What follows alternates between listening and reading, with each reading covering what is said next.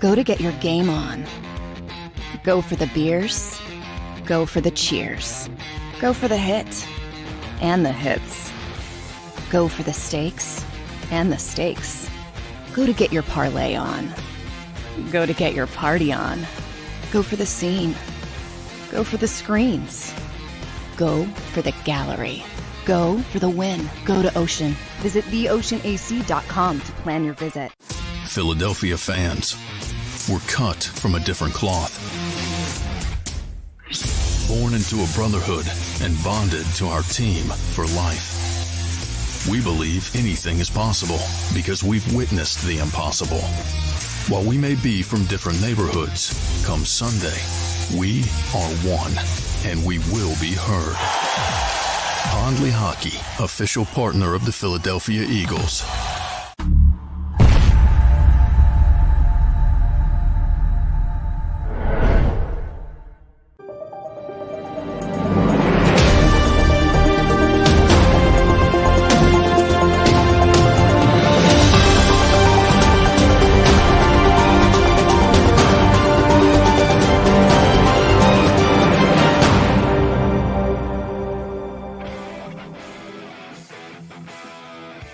It's a happy Thursday here on Good Morning NFC East. I love the song, Jeff. Are you jamming, Tone? You like that? Oh man, you know what? Tomorrow, I think we got to play "Dancing on My Own" in honor of the film. We Jeff, can find a way to feels do good, that. Man. Feels good. How you It feeling, is a good Jeff? Thursday, and Tone got me fired up yesterday, and we were going to rehash this conversation about can the Eagles beat the Chiefs and the Bills? Well, they definitely made their case that they can yesterday because you know what, Howie Roseman, he ain't satisfied being 6-0. He ain't satisfied with being the front runner to go to the Super Bowl in the NFC. The rich get richer, guys. Eagles get Robert Quinn. The Bears are paying $7 million of his salary. Eagles only have to give him a 4th-round pick in return. This is a balls to the wall, Tone. This is go for it, baby. Absolutely, my man. And it just speaks volumes about how they feel about Jalen Hurts. You can't deny what this team is trying to do. Their intentions are very clear. They're showing you, they're telling you on the field, off the field, in the offices, they're going for gold. This isn't playtime, Jeff. This is the time where the big boys come out. And you saw teams start to make their moves before the trade deadline. The San Francisco 49ers brought in CMC, Christian McCaffrey, of course. The Dallas Cowboys made their trade for Jonathan Hankins, a run stuffing D tackle. Both those moves, if you really think about it, are meant to combat who's at top, and that's the Philadelphia Eagles. CMC makes the running game for the San Francisco 49ers that much more formidable, makes them that much more dangerous, and their offense that much more potent. Then when you think about what the Cowboys have done, adding Jonathan Hankins is a direct response to the way the Philadelphia Eagles beat them, and that was with the run game.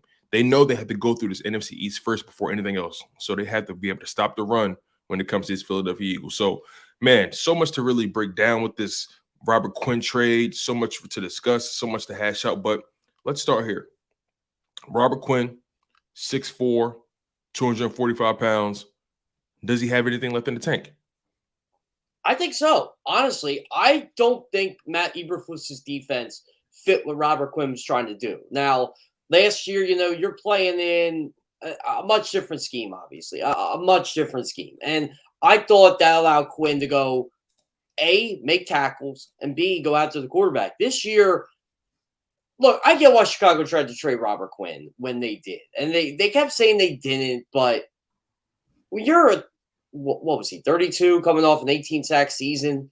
Yeah. You got 3 years left on your contract. You kind of want to say, you know what, let's get a pretty decent value for this guy. And I don't know if Quinn wanted to move, didn't want to move. I know they were both kind of back and forth on. I think Quinn said trade me, and then he said, nah, I'm good. And, I want to see this out. And ultimately, it didn't look like Robert Quinn was going to be here the whole year anyway. And I think the Bears said, you know what, team's going to offer us a 4 for you right now.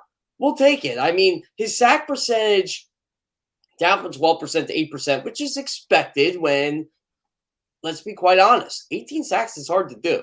Exactly. He's done it twice now. There's only, I think, hold on, I got to get this number right. 8 players in the league who's done this, and he's one of them. I mean, this is a bona fide good pass rusher. Where is he fit? Personally, I don't know if he starts. Maybe he does. But you got Brandon Graham. You got Josh Sweat. Robert Quinn's going to probably be that situational pass rusher that is really going to benefit this team on third down. And I thought they needed to add to the pass rush. They did just that by getting this guy. Yeah, this guy is what you deemed to be as a professional pass rusher. You don't ask him to drop back. You don't ask him to, guard tight ends or running backs. You tell him to do one thing and one thing only. Go get the quarterback and bring me home that ball. And, I was looking at some Robert Quinn plays last night. I was looking up some highlights of his. And one thing I will say about this guy, 32 years old, still able to get the rock out of your hands. Every time he goes after the quarterback, he's just swiping his hand down, trying to make a play. And it's a reason why he's had multiple forced fumbles every single season. Last year, 18.5 sacks, 4 forced fumbles. This year, he doesn't have any forced fumbles, only 1 sack, like we said. But I think this was the case, right? I don't think this has anything to do with regression. You don't go from 18.5 sacks to 1 sack in a matter of 6 months to a year. That doesn't make sense to me. I'm not sure if somebody space jammed him and stole his talent. That don't add up to me, right? So I think the situation was this: he played 7 games with the team. He clearly wasn't happy with the way he was being used because he wasn't able to run free the way he usually is or usually has. Excuse me. And I think he was half-stepping. I think he knew a trade was on the horizon, like you said, and who knows if he wanted to be traded or not. But the Bears are the definition of mediocrity, if not below that. So I'm pretty sure him going to a new situation with the Philadelphia Eagles, them being 6-0, clearly being one of the best teams in the NFC, clearly being the best team in the NFC, one of the best teams in the NFL, this is going to rejuvenate him, and this is going to give him that much more reason to ball out. This is the one thing I thought was very interesting about Robert Quinn. Did you know Robert Quinn is the most double-teamed defensive end in all football this year? I heard he was double-teamed like 58 times this year. Is that true? Yeah. 58 times. And you know why? Because the Bears don't have anybody else. Now you're pairing him with Brandon Graham, Josh Sweat. Obviously the Eagles got rid of Ron Jackson. Yeah, exactly. Very good point. So, and you brought up something really interesting. You brought up the fact that he's going to be that situational pass rusher, most likely on third down, and he may not start. I'm okay with that because when you think about it, you kind of want your young guns to start a little bit. Josh Sweat, Hassan Reddick, and then the next wave is Brandon Graham, Robert Quinn. That's a really good pass rush. That's a really good group of edge rushers. All those guys are in every phase of their career. You got Josh Sweat, the young guy. Then you got Hassan Reddick, I think, who's a little older, if I'm not mistaken. And then you have Robert Quinn and BG, who are in their early to mid-30s. So you have that blend of youth and veteran leadership. You got your young veterans and you got your OG veterans. Think about this. This is how I picture this the minute they trade for him. Like, wait a minute. The Eagles are going to have Robert Quinn and Hassan Reddick go after the quarterback on third down. Think about that. That's really, really scary. And then you got Jordan Davis in there, Javon Hargrave, Fletcher Cox. Mm-hmm. Like, really, this was the move. To me, Absolutely. We were talking about, and again, you got me fired up about this yesterday with Chiefs and Bill. This is the move that beats Kansas City and Buffalo. This is the move. The Chiefs wanted this guy. This is a guy they wanted because they knew he's a difference maker. Like how who did they trade for the other year? Melvin Ingram. They traded for him, and look how good their defense got. So now you get Robert Quinn in there, who is a bona fide pass rusher, a guy multiple teams wanted, who knows the NFC East well because he played for the Cowboys and played pretty well for them over the years. To me, this is a Super Bowl winning move. This is the Jay Ajayi trade in 2017 all over again.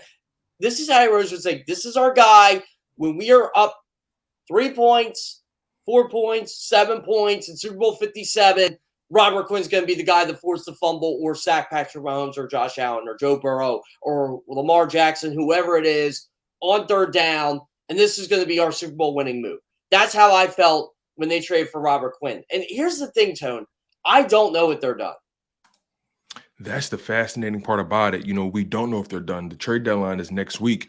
But before we think about what the next move is, I kind of want to milk this move for what it's worth, Jeff, if you don't mind. There's something I want to address about this move that people need to hear, people need to accept, people need to, just see the writing on the wall. I know the Philadelphia Eagles have accumulated 17 sacks on the season. I get that. I understand that's a pretty good number. I mean, it's not a top 3 number, but it's a top 10 number. But here's the thing. Of those 17 sacks, 9 of them came in one game against the Washington Commanders. The Eagles have played 6 games so far. So you guys do the math. 17 sacks total on the season. 9 came in one game. That leaves 8 sacks. You mean to tell me they only accumulated 8 sacks over a 5-game span with this pass rush? Unacceptable, Jeff. It just doesn't add up to me. So clearly Howie Roseman saw that the pass rush wasn't getting home enough. And trust me, if those guys like Hassan Reddick, Fletcher Cox, if they were getting home regularly, I don't think they make this move. I think they are comfortable with what they have if they were formidable enough. But clearly there was a weak point on the defensive line. Clearly they were getting close, but no cigar. Yeah, and that's the thing, right? So I think the Eagles, obviously, the Derek Barnett injury hurt them a lot more than people think. Like, Derek Barnett's not Robert Quinn, but he's still a guy that can get to the quarterback. He's another piece, bottom line. Exactly. And they missed that depth. They did. They had to move Milton Williams outside. Now you don't have to worry about that. Now you got Robert Quinn adding in with Hassan Reddick, with Josh Sweat, with Brandon Graham. I'm so intrigued by how Howie Roseman is essentially going to use this, or John McGann's going to use this, I should say. I know what Howie Roseman's thinking. All right, John, go do your thing here. But this is an A+ move for Howie Roseman. You don't give up much for Robert Quinn. And again, the Bears were paying $7 million of his salary. There's no guarantee money on the table after this year. I think the Eagles are going to have to make a decision between Robert Quinn and Brandon Graham after the year. I don't know which one they pick, but it does seem obvious. Like, I don't think you want to, unless Robert Quinn just goes crazy the last, how many games the Eagles got now? 11 games? I mean, really, you're getting Robert Quinn for 11 games. So, plus playoffs. You're going to have a sample size. You're going to have a large sample size to see if he still has it. Yeah, exactly. And then you're going to have to make a decision here. And, I mean, if he is back to being the All-Pro, and again, I would have voted Robert Quinn All-Pro last year. That's how good he was. And I don't know, Tone. That's going to be a really tough decision. I just want to know if he plays Sunday. Yeah, it's the Eagles are really good for allowing guys to have that time to figure things out. But at this point in the season, I really wouldn't be surprised if they decided to throw him out there for a couple plays and just say, look, just go get the quarterback. That's it. Because that's what they brought him in to do. It can't be that much more complex. He's been in the league for 32 years. He's a veteran. So I'm sure he knows his way around the block, right? So he's been on, I believe, 4 different teams in his career: Rams, Cowboys, Miami, Bears, and now the Philadelphia Eagles. So that's 5 teams. It's by no stretch of the imagination is it his production. He's a 100 set guy in his career. Not many guys are able to do that. That's a different club. That's a Hall of Fame number. 100 sacks in a career. That's a Warren Sapp number.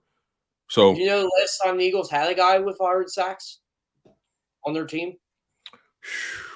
Trying to think. It's a tougher answer. Let me just put it that way. Is it a classic answer, like an OG, he's a Hall of Famer. Oh man, you got me, Jeff. You're the historian. See, who is it? Remember Richard Devon? You might have been too young. Richard Devon was on the Eagles. They signed him I think after the first game of the season, and he was pretty much brought him to a Robert Quinn. Of course, Richard Dent was a lot older at the time. He was 37 when he was on the Eagles. You taking it back on me, Jeff. Yeah. I'll just put it to you this way, Tone. I think Robert Quinn's going to have a much bigger impact on this team than Richard Dent did. Definitely. So, let's move to the next phase of the conversation, right? We have about 5 or 6 minutes before our guest Mark Rosetta gets here. And, this move, is this the last? Is this the first of many? What do we expect from Howie at this point? I know the live chat is going crazy right now. A lot of the people are talking about running back. I've heard Kareem Hunt. I've seen trying to make a move for Alvin Kamara. I don't know, you guys, but this is a fast. Alvin Kamara is not getting traded. Let's just put it that way. No, I agree. One can dream, right, Jeff? But Kareem Hunt is good. I think that's more of oh, I can get Alvin Kamara in fantasy football. Yeah, we can get him real football. Nah, that's not exactly how it works. That salary's a little too big. Kareem Hunt is Very plausible. That's very plausible. Like, I don't know how the Eagles are going to give him a fourth-round pick for it, because I think that's what Cleveland would take. But Kareem Hunt's definitely on the table. He's not coming back to the Cleveland Browns. He's not. And the Browns are 2-5. It doesn't look like their season's going to be what they thought, maybe 5-6, 6-5 when Deshaun Watson comes back. Hunt's going to leave in free agency anyway. Kareem Hunt would be a really nice piece to this offense if they can find a way to pull it off. But here's the thing. The Buffalo Bills want him. Think about that for a second. Maybe the Dallas Cowboys get interested in him with the Ezekiel Elliott injury. I'm just speculating on that one, by the way. But I do know the Buffalo Bills are interested. I will say that. You're absolutely right. The Buffalo Bills, they've struggled to run the ball consistently. If Josh Allen isn't toting the rock, they have a hard time really accumulating a formidable run game, and that's not sustainable, especially when you want your guy to be dropping back, dropping bombs for you to the wide receivers like Stephon Diggs and Gabe Davis. So the Buffalo Bills are definitely a destination for a running back. I know they were in on the Christian McCaffrey situation, but they obviously couldn't get it done. But I think this Eagles team is clearly making it known that they have one goal only in mind, and that's to win the Super Bowl. And adding to your pass rush instantly creates havoc for guys like Patrick Mahomes and Josh Allen, because those are the guys that if the Eagles make it to the Super Bowl, it's either going to be one of those two guys, if we're being completely honest. If you ask me, I think it's going to be one of those two guys. We'll be shocked if neither of those teams make the Super Bowl. But stranger things have happened. This is that season where a team will catch guys slipping. The Bengals are starting to get things under control. So you have these top-tier quarterbacks in the NFL. You have to have a top-tier pass rush. So I had to write the 7 teams. We call it the Super 7 at CBS. The 7 teams that have a legitimate shot going to the Super Bowl. And obviously Bills, Chiefs, and Eagles were the easiest 3. Easiest 3 I could put on there. And I put the Dallas Cowboys on there too. But after that, it's like you had to think. And I put the Bengals on there because they are starting to kind of find their stride a bit. I did not put the Rams on there. I did not put the Bucks on there. I did not put the Green Bay Packers on there because through 7 games, they haven't shown me anything. Nothing that screams, oh, this is a team that's going to beat the Eagles. This is a team that's going to beat the Cowboys. This isn't going to be a team that's going to beat the Giants right now. So I love what the Eagles did. I think it's a tremendous move by a tremendously talented general manager who knows the situation of his team and says, I got a quarterback on a rookie contract. I'm not paying him till after the season. By the way, they are going to pay Jalen Hurts. Jalen Hurts is going to get paid. So yeah, it's clear. It's clear at this point. Yeah, I mean, this is the I'm going for it move. This is the move that if there was any doubt the Eagles could win the NFC, or that's gone. I think the Eagles are the clear front runner in the NFC right now. I think they can beat the Kansas City Chiefs with this move. I think they can beat the Buffalo Bills with this move. And I'll be honest, I do not think they're done. If you would have asked me this yesterday, Tone, and we did, I don't think their defense would have had enough to stop Josh Allen and Patrick Mahomes. Now I think they got a formidable pass rush where you can take advantage of the Chiefs' offensive line and the Bills' offensive line, which, by the way, they are very underrated units on that team. I think Robert Quinn was the move you needed to kind of contain those offenses. Absolutely, and it allows them to bring pass rush guys in waves and waves. Like I said, you got the Josh Sweat, Hassan Reddick combo, and then you can mix and match Josh Sweat, Brandon Graham, or Brandon Graham, Hassan Reddick, or Hassan Reddick and Robert Quinn, Josh Sweat. You have waves and waves of guys, and I can't wait to hear the next wave of guys that we got coming up. Mark Farzetta, he's behind the scenes right now, waiting on us to bring him up. And man, I know Farzi's going to be over the moon about this move. I know he has so much to say. I love Farzi's energy. I love Farzi's passion. I love his analysis. Mark Farzetta also is the host of the JAKIB Sports pregame show. Does amazing work with those guys like Seth Joyner and Derek Gunn. And man, I'm really curious to hear and see his perspective. Jeff Kerr, any final thoughts before we hit this break? All I know is today was a good day to get Mark Farzetta on the show. That's all I got to say. Most definitely. Farzi is the guy, the man with the plan, the one and only. You guys are locked in on Good Morning NFC East. He's Jeff Kerr. I'm Tone. This just a second. Keep it locked. Mark Farzetta is up next, you guys. At Pond Lehocky, we've recovered billions of dollars for our clients, and we're confident we can do the same for you. With over 250 years of combined courtroom experience, we've helped over 100,000 injured clients obtain some of the largest settlements in Pennsylvania. One conversation is all it takes to help you and your family get back on track. If you've been injured in an accident, give Pond Lehocky a call. Go to get your game on. Go for the beers. Go for the cheers. Go for the hit and the hits. Go for the stakes and the stakes. Go to get your parlay on. Go to get your party on. Go for the scene. Go for the screens. Go for the gallery. Go for the win. Go to Ocean. Visit theoceanac.com to plan your visit. Go passionately. Go fearlessly. Go confidently. Go Birds! Go confidently towards your goals with First Trust, Philly's hometown bank for nearly 90 years, and the official bank of the Philadelphia Eagles. We're focused on getting you over the goal line. So go with conviction. Go with trust. Go Birds! And go forward with us by your side. First Trust Bank, the official bank of Philadelphia dreams. Oh, and go Birds.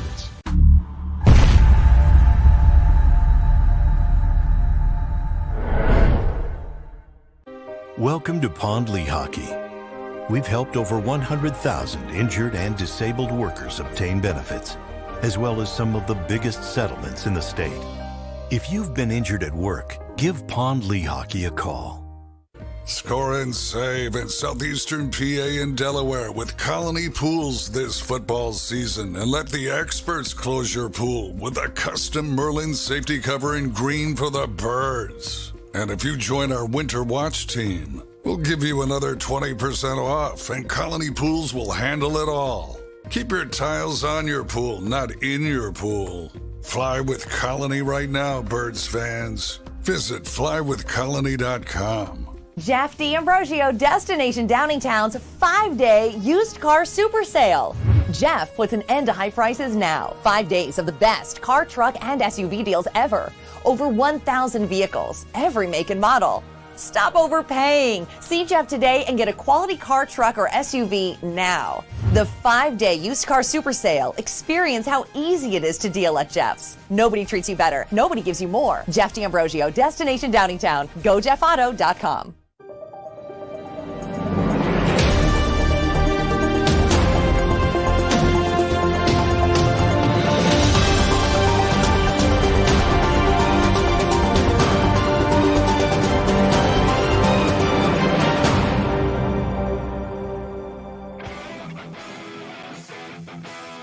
You want passion, you want fire at 7:20 in the morning. You don't need coffee when you're Mark Farzetta. I am shocked, my friend. I'm shocked there's no Fanatic hat on you today. There's no Phillies attire on. Are you waiting the day for all this?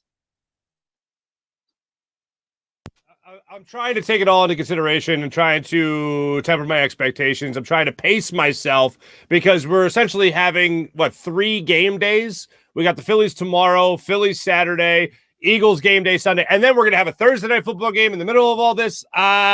Things are going to be crazy. So trying to pace myself at this point. You know, I thought my sister was going to be doing victory laps yesterday. So I get a text from her around 9 o'clock. She goes, I'm going to World Series. I'm like, wait, you're actually like, wait, you're going? Are you going the same game as I am? I'm a season ticket holder, so I didn't have to worry about the raffle and all that. She goes, no, I won.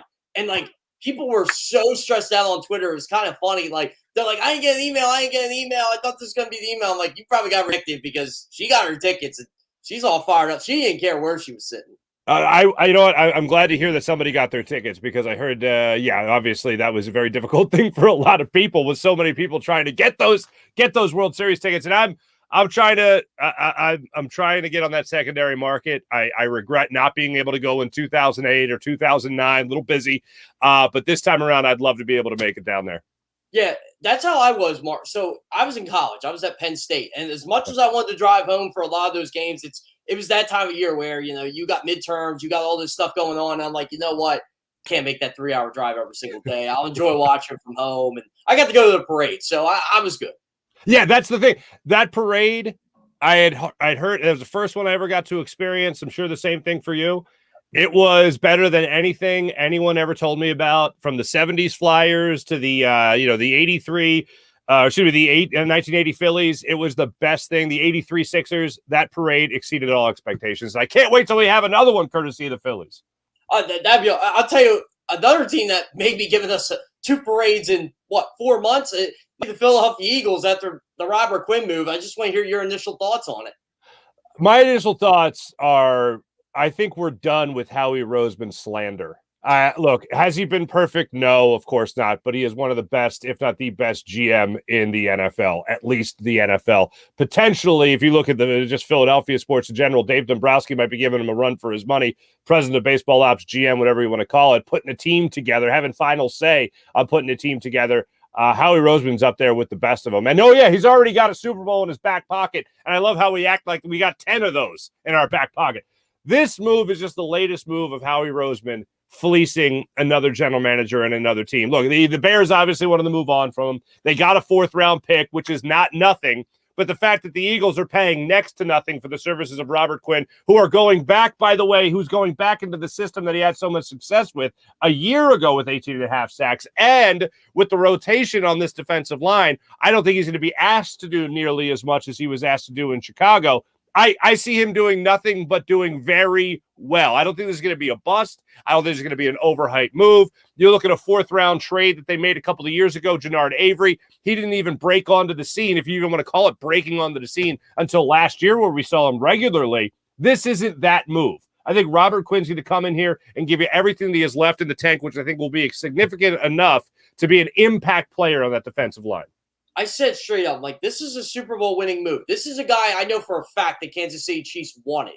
They wanted Robert Quinn. They did not get him. Now everybody in Kansas City is like, okay, now what? One of our top competitors to win the Super Bowl just got better. Now what do we do? And there are other pass rushers on the market, but to me, I don't think Brian Burns is available. I just don't think he's available. So you got to go sell for a guy. This isn't selling, by the way. You got to go get guys like Robert Quinn here. The Eagles got that. Look, if I told you before the season you're going to trade Derek Barnett for Robert Quinn, you're pretty happy. That's essentially what you have done when you've upgraded your roster with Quinn. That's what I love about this move. And I keep thinking to myself, you know what? They might not be done. I still think they kind of need maybe another safety in there, but that's hard to find, safety depth. I mean, that could be anybody. People like to rip on Kayvon Wallace. He is what he is. He's in the system. He's probably better than anybody you bring in at this point, unfortunately. But running back is something you can improve on, especially in the pass-catching game. I think Kareem Hunt to them is very realistic. Yeah, that's a name that keeps on coming around. And Howie, of course, got a pretty damn good running back in their Super Bowl run of 2017 when they traded for Jay Ajayi. And that turned out to work out very well for the Philadelphia Eagles. And that was after they already addressed it in free agency by bringing in LeGarrette Blount. They had an undrafted rookie that year named Corey Clement, who actually had a pretty damn good Super Bowl as well. Kareem Hunt would change things up tremendously for this Eagles backfield. And Miles Sanders, I know he had a little bit of a down game last 2 weeks ago now before the bye, but Kenny Gainwell has not had the breakout sophomore season that I hoped he would have. And if the Eagles can go out there and get a veteran pass catcher out of the backfield, I think they're going to jump on that opportunity. So in talking to guys like Adam Schefter about this for a while, Eagles are always in it when it comes to big trades. They'll kick the tires on just about everybody. They kicked the tires on Christian McCaffrey. I don't know how much they were serious with the offer that they put in there, because they certainly got blown out of the water by the San Francisco 49ers. But the Eagles are always going to be in on it. So if Kareem Hunt really is out there, really is available, the Eagles are going to be in on those sweepstakes, and I would expect them to assume he's going to be a little bit more of the bargain price than Christian McCaffrey was. Yeah, and I was talking to my Buffalo friends about Christian McCaffrey. They're like, they kind of felt the Bills and the Eagles did the same thing. They called, they wanted to see how much it was. Right. I think the Bills were more willing to put their first-round pick than the Eagles were. But then, like you said, San Francisco just blew them out of the water, and I think the Bills were like, well, thank God we didn't do that, Yes, exactly. For a running back, look, Chris McCaffrey's great, and even though he plays receiver and running back and all that stuff, I don't think the Eagles were going to be tipping the scales too much with the draft picks they were going to add to that deal. I think they were, like you said, blown out of the water when it came to what San Francisco did.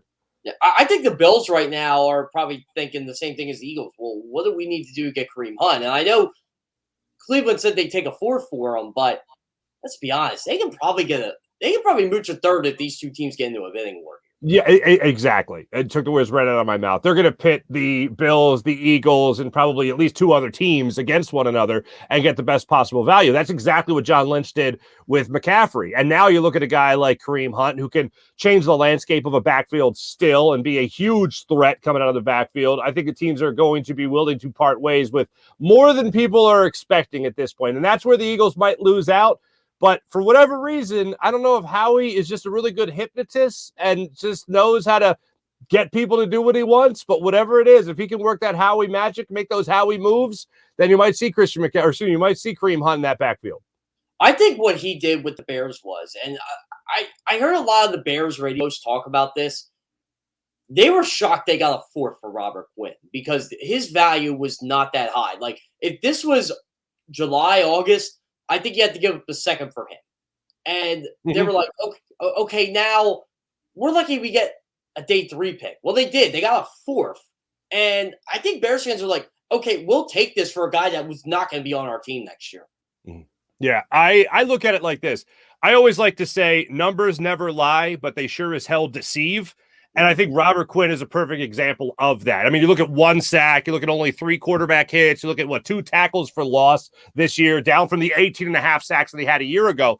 And it all comes down to system. It all comes down to scheme. It all comes down to who is around you right now. He was the oldest member of their defense in Chicago, 32 years old. They had a 5th-round pick that they're pretty high on right now. Name escapes me. Dominique. I can't remember his last name. Yeah, and they want to get him more incorporated in the defense as well. But for me, he was still being used more than any other defensive lineman that they had, but only 68% of the snaps. You compare that to the 64% of the snaps that you'll see a guy like Josh Sweat play, or the 43% of the snaps that you'll see a guy like Brandon Graham play. He is going to be asked to be a big contributor. It'll be more of a throwback to that. Man, Vic Fangio's name just keeps coming up here. Be more of a throwback to more of a Vic Fangio style defense. And I think what the Eagles are going to use him for will be more along the lines of what Connor Barwin was used for when he was coming to the Eagles, to be used in that 3-4 under type of scheme. So that, to me, is going to jump out and kind of what will lead to his production and more or less a rejuvenation, if you will, of those numbers when he comes here to Philadelphia. If Jonathan Gannon does happen to get hired as a head coach, do they just promote Denard Wilson, or do you think with Robert Quinn around, and again, they can keep him around if they want to after this year, even though there's no guarantee money on the table. Do they, and Vic Fangio's been around that building, do you think they just say, hey, Vic, you want to be a defensive coordinator again? Yes, I absolutely think. I think we are seeing a little bit more, whether Jonathan Gannon wants to admit it or not. And look, it could be the personnel is obviously better than it was a year ago.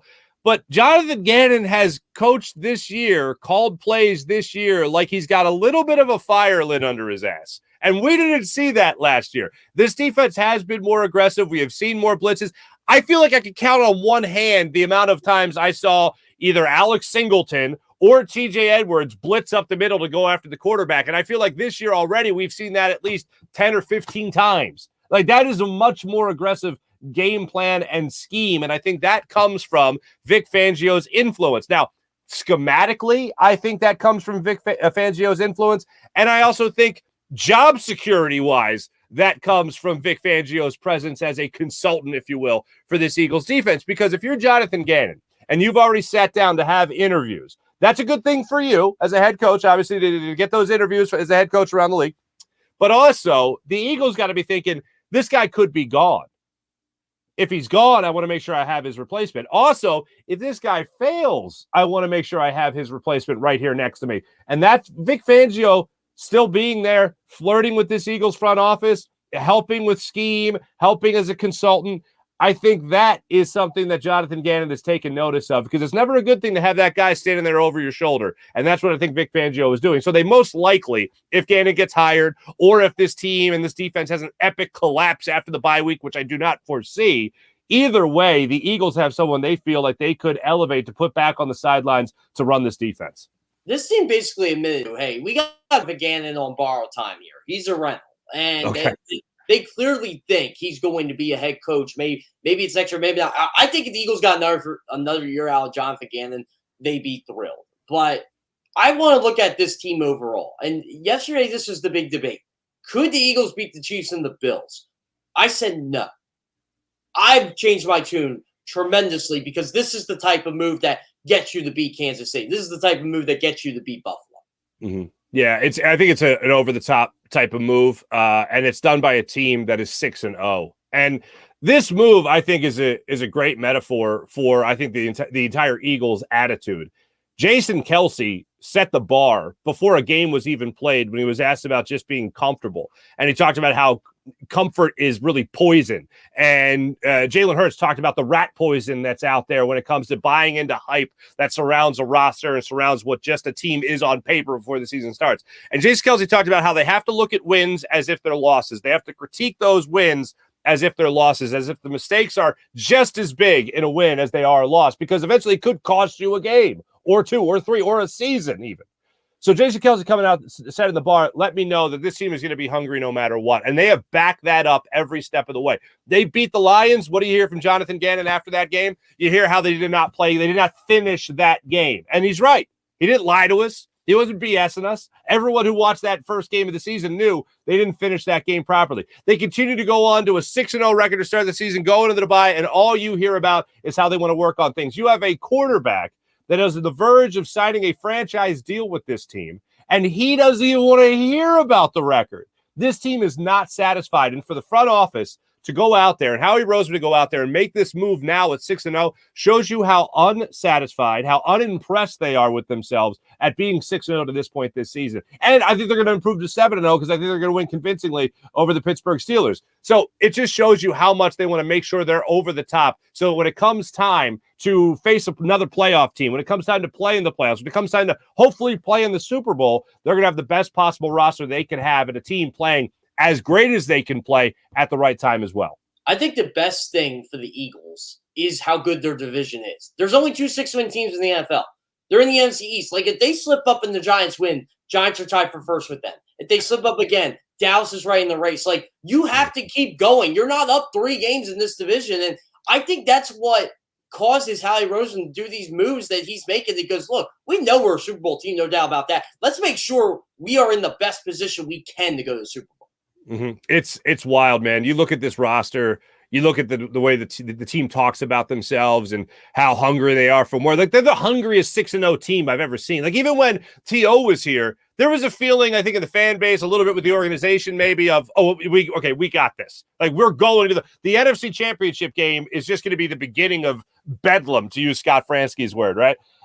When you look at it like that, this team is a lot hungrier than that 6-0 team because this team has a lot more to prove. Donovan McNabb was an established quarterback, franchise guy, had been to the NFC Championship games, had won playoff games, won regular season games. T.O. was already a Hall of Famer at that point, 32 years old, solidified his career. We all know that. But this team has a lot more to prove than that other 6-0 team, right? And when you look at this team with a little bit of that chip on their shoulder, that's where I think they're really going to be put over the edge. It's not just a talented roster. That can be talked about what's on paper. But on the field, they play the game like they still have a lot to prove. And when you have kept things so close in what was supposed to be the worst division in football, the NFC East has become the toughest. And that's without Dak Prescott for, 5 games? And the Giants have revamped themselves with Brian Dable running things there. Mike Kafka, former Eagles backup quarterback there out of, Northwestern, I believe it was. Like, you have these guys coming in there in New York that are changing things around. Daniel Jones doesn't look like the same guy anymore. He actually looks like an NFL quarterback for the first time in his career. But it's all these things taking place in the NFC East right now that are making the Eagles, as you said, continue to push, continue to strive. Because the minute you lose a game, nobody gives a damn about that undefeated record anymore, because the undefeated record doesn't mean anything. The only thing it means is that you happen to be 1 game better than the Giants, 2 games better than the Dallas Cowboys maybe at some point. That's what you're facing right now. So the Eagles got to keep on pushing, whether that's in the front office, Kareem Hunt, as you've mentioned, or that's just having that chip on their shoulder that they've had really throughout this entire year, because it is that close in the NFC East. This is what I thought was interesting. I'm glad you mentioned 04, because they started 7-0. They had a big win over Baltimore, and I was like, okay, when are they going to lose? When are they going to lose? And then they played Pittsburgh, who just beat undefeated New England. And I'm thinking to myself, okay, this is the litmus test. This is how good this team actually is. And they got blown out of the water. That's one of the worst football games I ever watched. Navratilova arguing on the sideline. Jerome Bettis finds the foul. I remember before that game, Deuce Staley wasn't going to play. I'm like, oh, man, they got shot now. They got shot. Deuce isn't here to just wreck their season.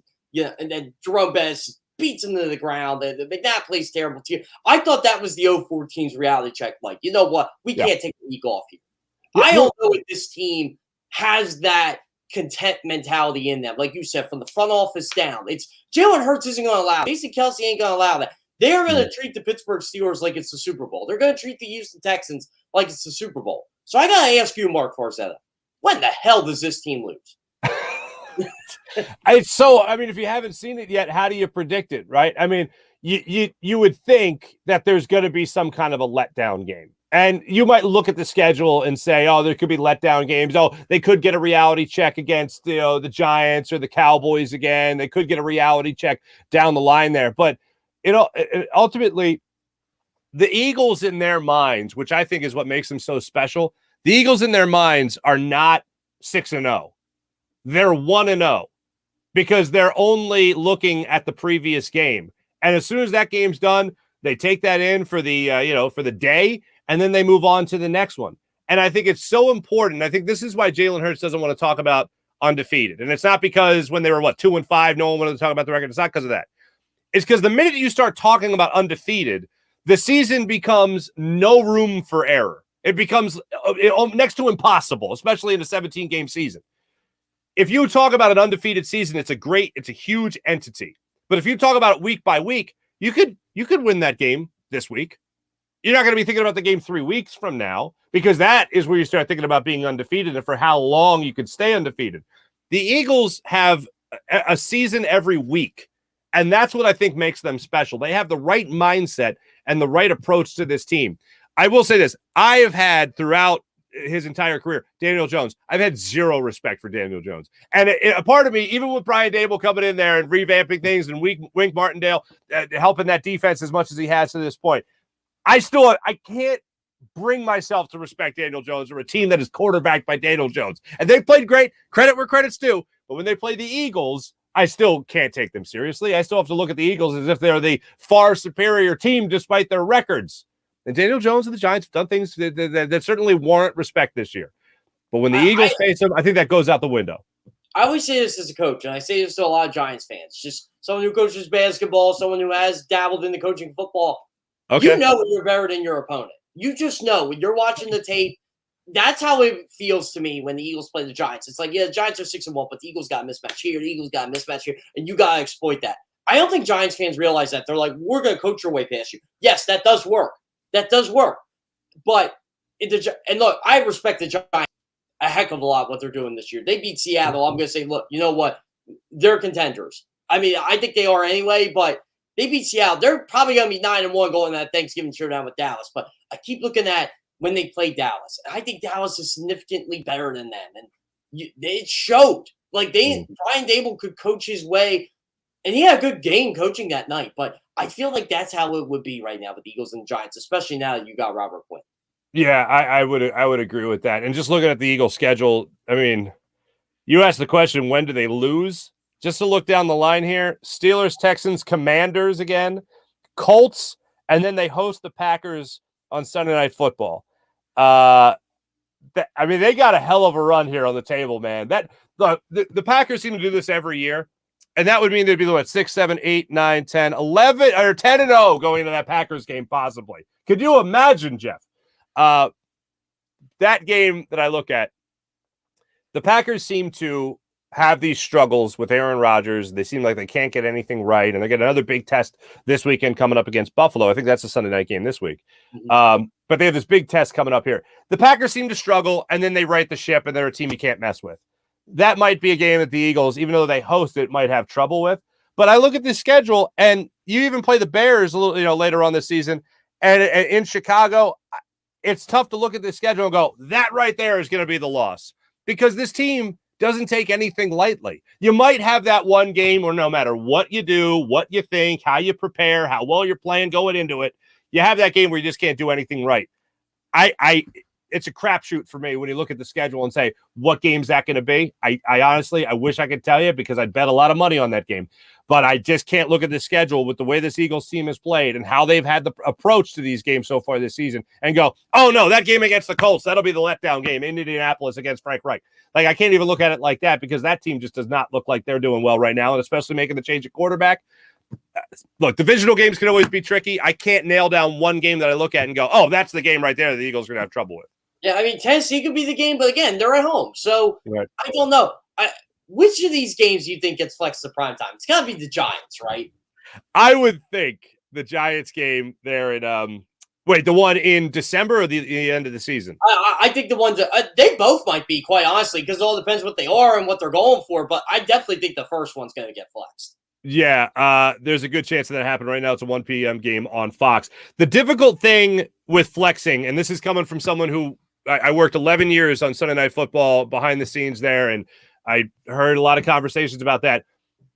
Lawyers get in a room and they fight it out because every team wants to, every network knows what the marquee game is.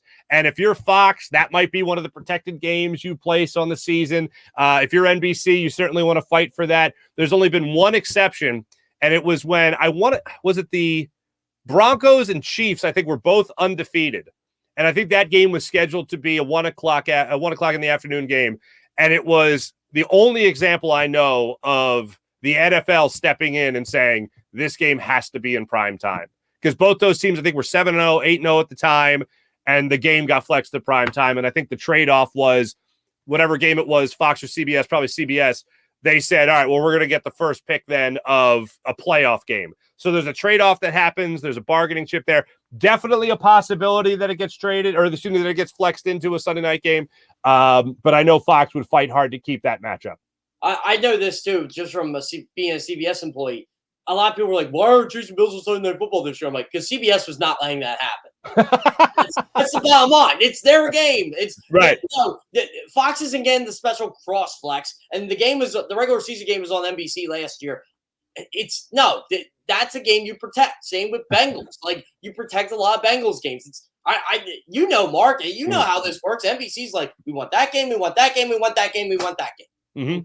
They want it all. They want, and rightfully so. Yeah, that's how you do your job. Good for you. But the NFL also has to consider all their TV partners at the same time. So it's not. They're all paying $1 billion at this point. Exactly. They're not just throwing darts at a board. All right. They have this pretty well planned out. Can you imagine, though, like how the Eagles season's going? Now, I'm not ripping Amazon here, but can you imagine, like, if Eagles Giants were on Amazon Prime? It hasn't started off well. Let's put it that way. But I think here's what I've learned about football. If it's your team and not just your fantasy team, you don't give a damn who's got it. You just want it. And when it comes to an Eagles-Giants game or an Eagles-Cowboys game or anything like that for a Thursday night game, people are gonna tune in. A lot of people in this area anyway. They just turn down the TV anyway, and they turn on Merrill and Mike, obviously. But for me, it's just starting out. I know a lot of people on that crew that are working their asses off to make sure it's the best product possible, and I think it'll only improve. I'm going to say this, too, about Thursday Night Football. We haven't had some good games this year. I think tonight might change the tune a bit. You got Tom Brady, you got Lamar Jackson, you got Baltimore 4-3, who I think is a lot better than 4-3, personally. They've blown games. I don't think Tampa's going to be out of it because of how bad that division is, but the Ravens have a real opportunity here to just bury the Buccaneers. Mm-hmm. Yeah, no, they certainly do. They have an opportunity now that Gus Edwards looks like he's back and he's going to be helping their run game. Lamar Jackson, I still don't think he has played his best game yet. My thing is, though, with the Ravens, I mean, this was a team forever since its inception was built on defense, and their defense has looked lost. And they got to be a quick strike offense if they're going to make up for a very weak defense. And Lamar Jackson has struggled with that. He has missed Marquise Brown, obviously, Hollywood Brown, who's out there in Arizona now. Their whole team needs a little bit of a step up right now. And I don't know if it's a kick in the ass from their head coach. John Harbaugh has done a wonderful job down there, of course, down there in Baltimore. But, man, they have had a lot of struggles that we're not used to seeing from them, especially on the defensive side of the ball. I know Lamar Jackson's going to steal all the headlines as an MVP and how dynamic a player he is. But, man, I'm not used to south of 95 and seeing a defense struggle the way they have this year. But Tampa Bay and with their struggles as well might be just what the doctor ordered for a Baltimore team. It's weird too because the last couple games Lamar struggled and they've still been able to win because he seems to make the play or two he needs to make, even though the box score doesn't look pretty. And I had to rank 7 teams through 7 weeks I think have a shot at the Super Bowl. Baltimore's one of them because you think about it, they don't blow those leads. They're 7-0 right now. Mm-hmm. I mean, they're a good team. So I'm looking at it as who, in your mind, Farzy, who are the Eagles' biggest competitors for the Super Bowl? Okay, Chiefs, Bills. Let's get that away. You're talking just all throughout the NFL, right? Yeah, throughout the NFL. We're going crazy here. I know Deebo Samuel has a hamstring injury, and we're waiting to see what happens there for this weekend. But I think San Francisco, Jimmy Garoppolo is just consistent. He does what everyone says. He doesn't lose you games and kind of helps you win games. He's a glorified game manager, right? Yeah. I think there's a better version of the Packers than what we have seen so far. It comes down to quarterback play. If you have that elite quarterback, you're going to win games. You have a balanced team, you're going to win games. The Eagles are certainly all of that right now, which is why I think they are a favorite right now to at least make it to an NFC championship game at the very least. But when you look around the NFL, Chiefs, Bills, competing with the Eagles for that spot, I think San Francisco is going to be up there. I think Cincinnati certainly is going to be up there. I mean, the AFC is just stacked compared to what the NFC is right now. And the Cowboys, with their defense and how dynamic they can be, I think they're a team that you have to take seriously. If you're being honest with yourself, the fact that they did so well with Cooper Rush as their backup quarterback, as their starting quarterback, with Dak Prescott being out, I think that shows you that their defense in the time that their offense struggles can rise to the occasion and handle their business. When it comes to what Trayvon Diggs brings there, Micah Parsons, DeMarcus Lawrence, all those guys, they bring a lot to the table right there. And we don't even talk about a guy like Leighton Vander Esch and what he brings to the table as a linebacker for them as well. So you look at those teams right now, I think those are the biggest competitors right now when it comes to the Eagles attempting to win the biggest game they could possibly win for the second time in 5 years. That, to me, I think those are the guys that really pose the biggest threat to the Philadelphia Eagles. All right, I'm putting the apple in your head, top of your head, about to shoot the bow. Oh, jeez. Yeah, okay. How far do you think the Eagles go this year, right now, with this team? I'd say their base is the NFC Championship game. Okay. I mean, That's look at more fair. Yeah, wait, say that again? That's more than fair. I mean, you mentioned, Robert Quinn coming to a defense that has the 7th most sacks in the NFL already, and they've only played 6 games because they've already taken their bye week, obviously. You're throwing that into the mix already with a guy like Hassan Reddick, already with a guy like Josh Sweat and Brandon Graham, and already with the defensive tackles that we haven't even mentioned. I mean, this is a stacked defense. I mean, safety is a huge question mark right now, and I do think CD Deuce will only get better as the season goes on. I think Marcus Epps has stuck his head in some plays around the football that we weren't expecting him to really be around to this point in the season. So I think that secondary will continue to improve. And you're talking about a secondary that already has cornerbacks making interceptions for this team and forcing turnovers. This is a totally different defense than what we saw a year ago when it comes to sacks, when it comes to turnovers, a totally different defense. But offensively speaking, I don't see them getting worse. I see Jalen Hurts improving. I mean, you could talk about time and time again of defenses figuring out Jalen Hurts. Oh, look, they figured out Jalen Hurts. How the hell do you figure this guy out? Oh, make him throw the football. Well, he's done a pretty damn good job of throwing the football this year, been pretty damn accurate. Oh, what are we going to do when we get him off his mark? You got to rush him. He'll make mistakes. He hasn't made those mistakes. He's played really smart. I have seen, and you can talk about this in basketball with a guy like Tyrese Maxey. You can talk about on the other side with a guy like Ben Simmons, for instance, and not improving in the offseason. But Jalen Hurts, I think, has reset how we view offseason workouts. Ben Simmons shot it down and made nobody have faith.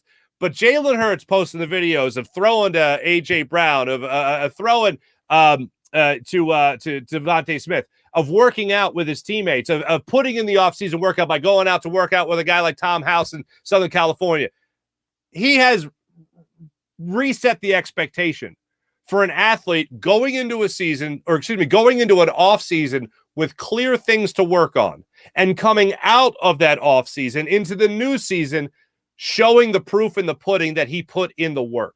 And to me, Where that comes most is pre-snap reads. I've seen him look at the defense, shift to something that he thinks will be at least a safer play. He was almost guilty of that to a fault against the Arizona Cardinals with as many pre-snap reads where he went to bubble screens on those plays.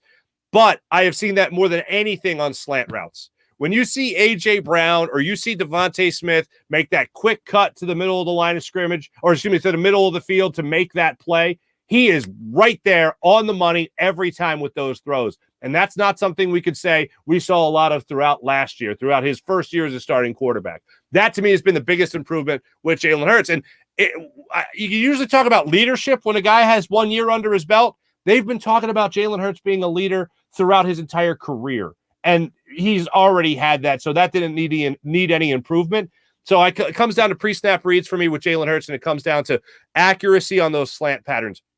The deep ball, you've also seen a little bit more this year. He's thrown that with some great accuracy as well. Not as much as I think some people want to see. Hopefully you'll see an opportunity here to take the top off the defense against the Steelers. But I really think it all comes down to how well he has played as a quarterback this year and the weapons that he has used. If they do go out and help him, maybe they get that Kareem Hunt fella, then you're only going to see this offense improve even more. But I see an Eagles team that is a complete team, that is taking care of the football, taking the football away defensively, and I see a team that's going to go out there and at least make the NFC Championship game. That's the thing. I have to say this about Jalen Hurts. He's the only quarterback to have a 100 passer rating against Cowboys defense this year. That's all you have to say about what Jalen Hurts has been able to do. I mean, what he's doing has been tremendous. And I'll leave you with this, Farzy. The old Dick Vermeil saying, character is always tested when you're up against it. He had to face that as an 18-year-old kid when Tua Tagovailoa came in and basically stole a national championship game from him. And he's been a leader ever since. I just love what Jalen Hurts has been able to do. Just got to get one final thought of you before I can let you go here. Yeah, what do you got? Hey, just overall, what is going to happen this weekend? What is your prediction for Phillies Astros and the Eagles game? Eagles are going to win by 2 touchdowns over the Steelers. So let me just get that out of the way. I think it's going to be a 24-10 type of game, maybe a 31-10 type of game for the Eagles. As far as the World Series goes, I think they split in Houston. I think Nola takes game 1 in a shocker to most of the country against Justin Verlander. I think Nola takes game 1. I think Harper continues to stay hot. And here's how I approach this World Series. Very rarely can you look at the sport of baseball because it's so individualized and say one guy's going to take over a game. A pitcher can do that, but on a daily basis, a guy in the lineup has to do that. I think Bryce Harper is that guy. Usually you can look at a sport like basketball and say, oh, the best player on the floor, he's going to win the game for the team, right? You can rarely do that in baseball when you're talking about a guy in the lineup, when you're talking about a position player. And Bryce Harper's that guy. And if you're I don't care how good you are, if you're Justin Verlander, if you're Farmer Valdez, for instance, you don't want the smoke that is Bryce Harper right now in the postseason. Bryce Harper, that swing was the swing of his life. This postseason run, this World Series, every swing, every play, every pitch is going to be that swing, that pitch, that moment of his life. That's what he is playing his whole career for, this moment right now, to be on the biggest stage. And he has an opportunity to go out there and show that he's not just going to be a postseason MVP, but a World Series MVP. And if he does that, this Phillies team is going to provide us yet another parade in Philadelphia. All right, Mark. I'm loving it, my friend. Got to get you on in a couple of weeks. I always enjoy having you on.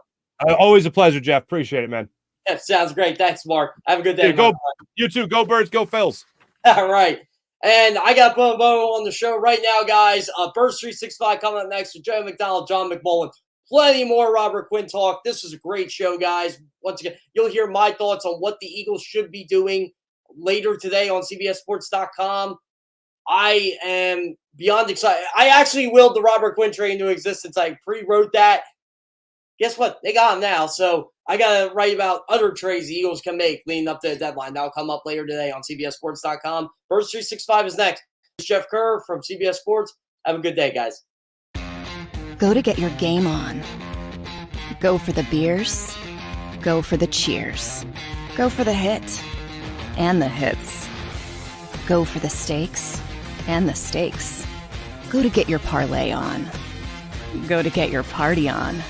Go for the scene. Go for the screens. Go for the gallery. Go for the win. Go to Ocean. Visit theoceanac.com to plan your visit. Philadelphia fans, we're cut from a different cloth. Born into a brotherhood and bonded to our team for life. We believe anything is possible because we've witnessed the impossible. While we may be from different neighborhoods, come Sunday, we are one, and we will be heard. Pondley Hockey, official partner of the